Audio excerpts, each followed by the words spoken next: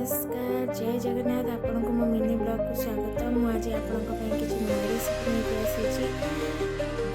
chicken दम बिरयानी तो चलते मुझे प्रिपरेसन कर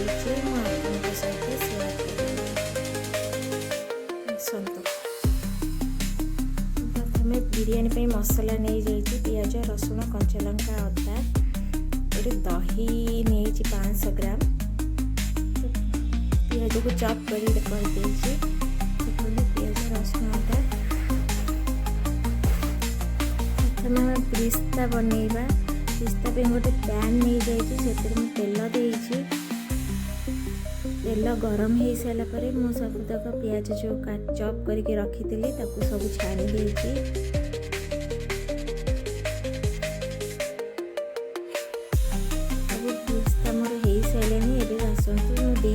चिकेन नहीं 2 केजी चिकेन मैग्नेशन आरंभ प्रथम अदा रसुण पेस्ट देती हलदी गुंड लंका गुंड धनिया गुंड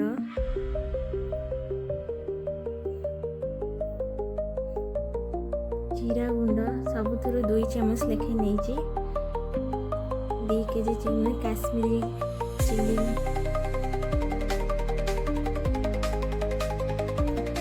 चिकेन मसाला नहीं 2 चम्मच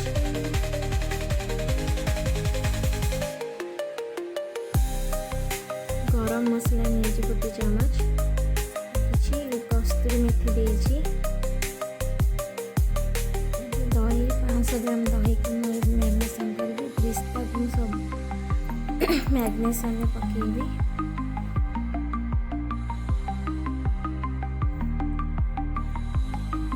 किसी कंचा लंका नहीं पियाज तेल जो थे छणाई पुदीना पत्र धनिया पत्र कि मैग्नेशन होगला एवं घंटाए खंडे रेस्ट दबा एवं मसला आम आरंभ करवा गोटा मसला दालचीनी गुजराती अलैच अनास फूल जायत्री फल मो चाउल को बसई दे पानी देखते सब गोटा मसला पकई टे रोस्ट कर देची सब गोटा मसला को जहाद्वारा भल फ्लेवर आसी थाए बिरयानी रो